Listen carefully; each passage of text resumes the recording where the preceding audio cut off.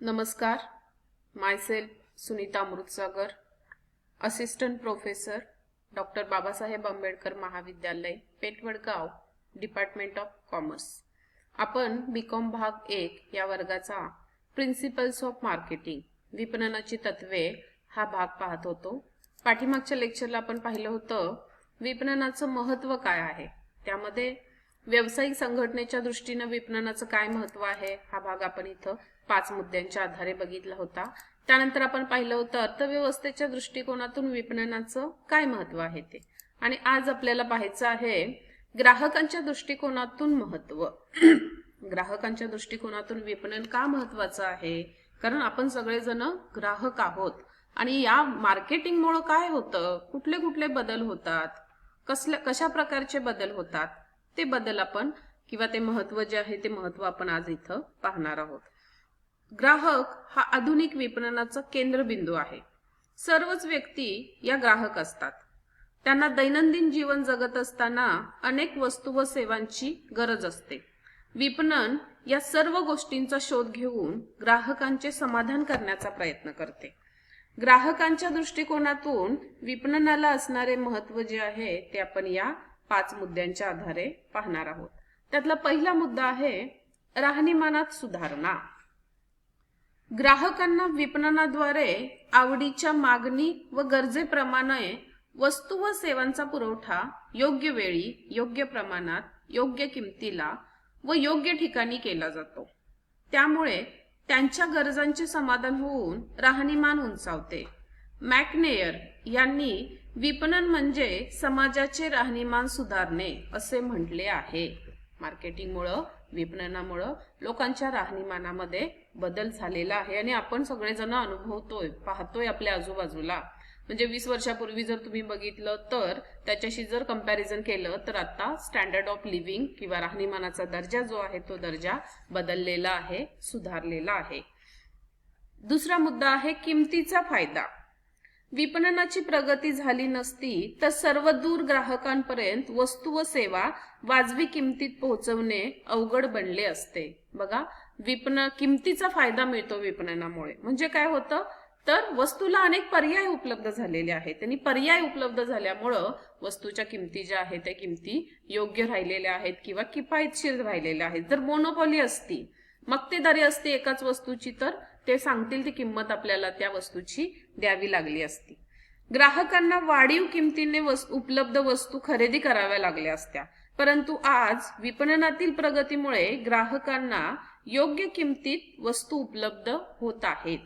हे आपण महत्त्व सांगू शकतो. आपल्या सगळ्यांना वस्तू ज्या आहेत त्या योग्य किमतीत मिळायला लागलेल्या आहेत. तिसरा मुद्दा आहे ग्राहकांना शिक्षण. विपणनामुळे व ग्राहक संरक्षण कायद्यामुळे ग्राहकांमध्ये जागृती निर्माण झालेली आहे. ग्राहक दिन आपण परवाच इथं कॉलेजमध्ये 24 डिसेंबर हा ग्राहक दिन आहे तो आपण साजरा केला होता. तर ग्राहक कायदे जे आहेत ते कायद्यांची भूमिका इथं महत्त्वाची आहे. वस्तूचा दर्जा, किमती, पुरवठा, सेवा याबद्दल ग्राहकांची फसवणूक होत नाही. पूर्वी मोठ्या प्रमाणात फसवणूक होत होती, पण आता हे प्रमाण कमी झालेलं आहे. निकोप स्पर्धेच्या माध्यमातून विपणनकर्ते ग्राहकांना सतत जागृत व सतर्क ठेवत असतात.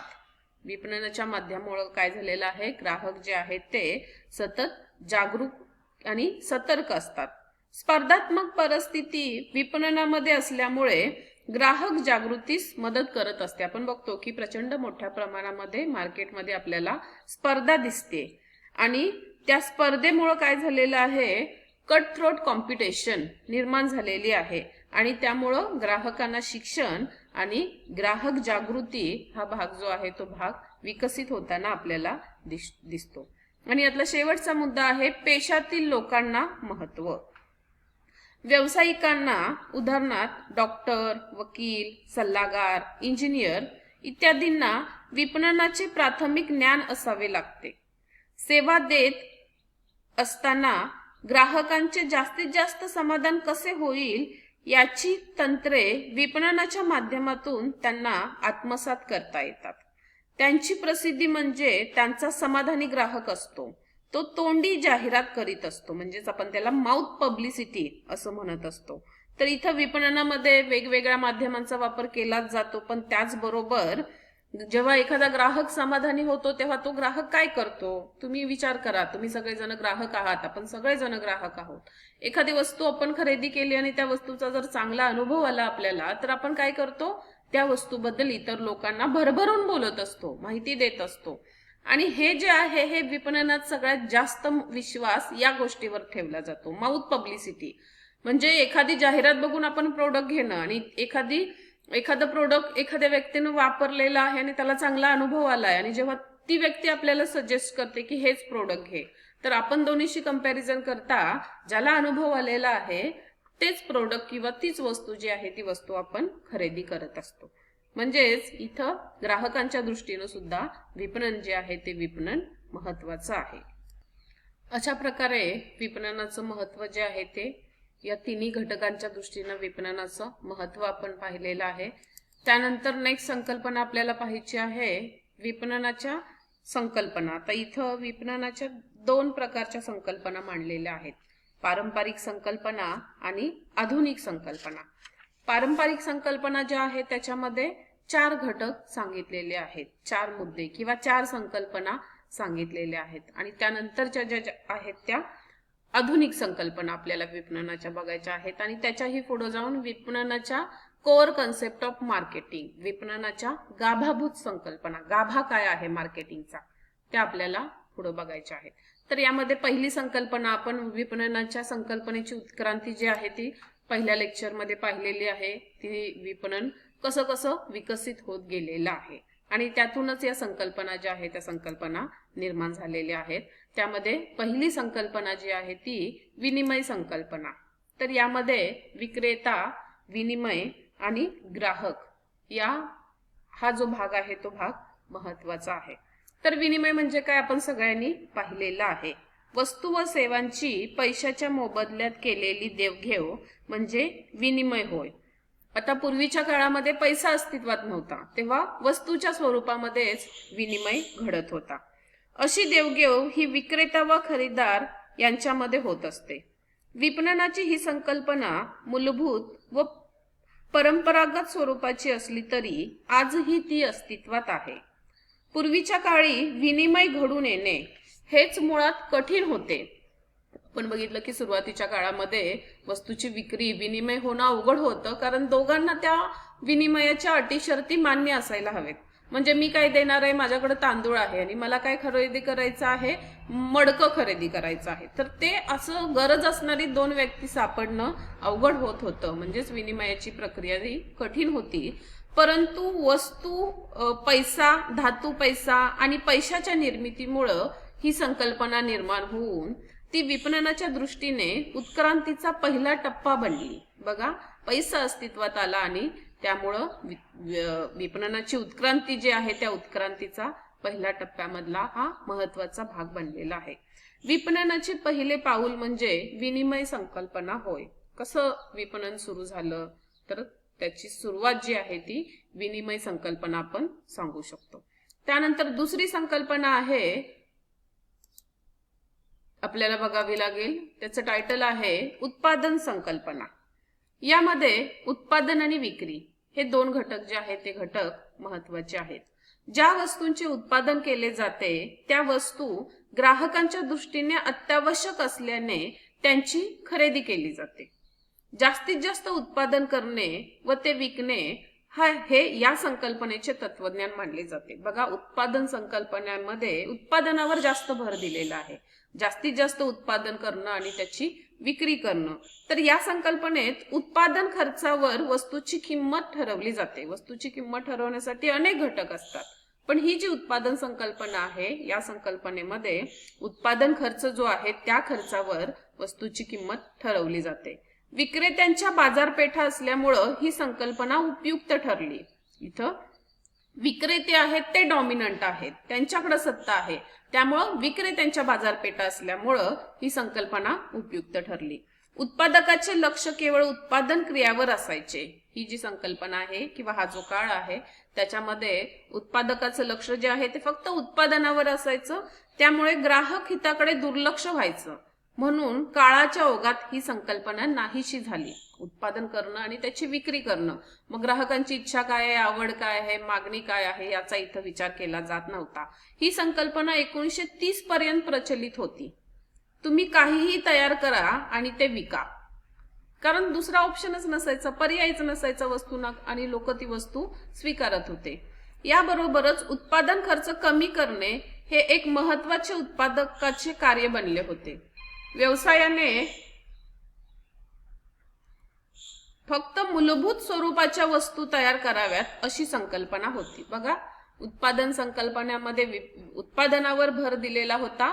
वस्तूचं उत्पादन करणं आणि त्याची विक्री करणे हा या संकल्पनेमध्ये महत्वाचं मानलं जात होतं. त्याला आपण उत्पादन संकल्पना असं म्हणतो. त्यानंतरची तिसरी संकल्पना आहे वस्तू संकल्पना. तर यामध्ये 19व्या शतकाच्या सुरुवातीला ही संकल्पना निर्माण झाली. वस्तूचे वैशिष्ट्य, दर्जा, उपयोग, कामगिरी उत्कृष्ट असल्यास ग्राहक वस्तूकडे आकर्षित होतात व मोठ्या प्रमाणावर मागणी निर्माण होते. वस्तू जास्तीत जास्त आकर्षक, दर्जेदार करण्यावर या संकल्पनेमध्ये भर दिलेला होता.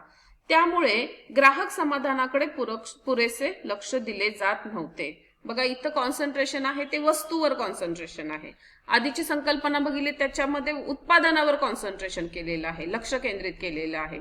आता या संकल्पनेमध्ये दर्जेदार वस्तू जी आहे ती महत्वाची मानलेली आहे आणि चांगली माणसं, म्हणजेच वस्तूची वैशिष्ट्ये, दर्जा, उपयोग, कामगिरी उत्कृष्ट असल्यास ग्राहक वस्तूकडे आकर्षित होतात व मोठ्या प्रमाणावर मागणी निर्माण होते. आपली क्वालिटी चांगली असेल ना की मग काही गरज नाही आणखी काय करायची, असं या संकल्पनेमध्ये मानलं जात होतं. म्हणजे क्वालिटीकडे वस्तूच्या जास्त लक्ष दिलं जात होतं, इतर कुठल्या गोष्टीकडे लक्ष दिलं जात नव्हतं. त्याला आपण वस्तू संकल्पना असं म्हणतो. आणि त्यानंतर आहे ती विक्री संकल्पना. तर या संकल्पनेमध्ये वस्तूच्या विक्रीला अधिक महत्व दिलं गेलं. विक्रीसाठी स्वतंत्र विभागाची स्थापना करण्यात आली. कुशल विक्रेता वर्ग निर्माण करण्यात आला. बाजारपेठा काबीज करून विक्रीचे प्रमाण वाढवणे या संकल्पनेचा मुख्य आधार होता. बघा, या संकल्पनेमध्ये फोकस जो आहे तो विक्री याच्यावर फोकस आहे. आकर्षक जाहिरात करून मोठ्या प्रमाणावर मागणी निर्माण करणे, विक्रय वृद्धीच्या योजनांचा उपयोग करणे यामध्ये अभिप्रेत होते. या काळात विक्रेत्यांच्या बाजारपेठांची जागा खरेदीदारांच्या बाजारपेठांनी घेतलेली होती. 1940 पर्यंत ही संकल्पना जी आहे ती संकल्पना अस्तित्वात होती.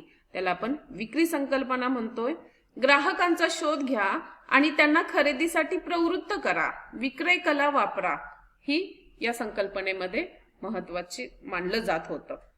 म्हणजेच विक्री संकल्पनेमध्ये विक्रीवरला महत्व दिलेलं आहे. बघा, पहिली संकल्पना आपण बघितली विनिमय संकल्पना, त्याच्यामध्ये काय विनिमय केला जात होता. दुसऱ्यानंतर आपण बघितले की दुसऱ्या संकल्पनेमध्ये उत्पादन महत्वाचं मानलं जात होतं. तिसऱ्या संकल्पनेमध्ये वस्तू महत्वाची मानली जात होती. चौथी संकल्पना आपण पारंपरिक बघितली, त्यामध्ये विक्री महत्वाची मानली जात होती. पण या कुठल्या संकल्पनेमध्ये ग्राहक, त्याच्या आवडीनिवडी, त्याच्या अपेक्षा, त्याला कशा प्रकारची वस्तू पाहिजे आहे, त्याची कुठली वस्तू त्याची गरज पूर्ण करेल, ग्राहक या सगळ्या संकल्पनेमध्ये केंद्रबिंदू नव्हता. त्याला तितकंसं विचारात घेतलं जात नव्हतं आणि त्याच्या पाठीमागे त्याची अनेक कारणं आपण सांगू शकतो.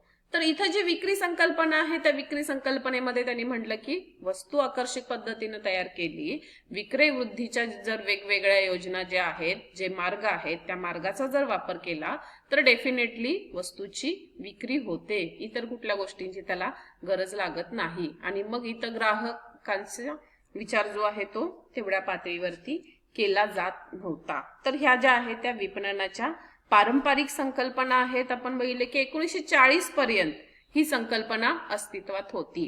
1940 नंतर आपण बघतोय की मोठ्या प्रमाणात बदल झालेले आहेत आणि तिथून पुढे ग्राहक जो आहे तो ग्राहक या सगळ्या प्रक्रियेचा केंद्रबिंदू होताना आपल्याला दिसतो. मग विपणनाच्या आधुनिक संकल्पना काय आहेत, त्यामध्ये कशाला महत्व दिलेलं आहे, हा भाग जो आहे तो भाग आपण पुढच्या लेक्चरमध्ये पाहणार आहोत. धन्यवाद.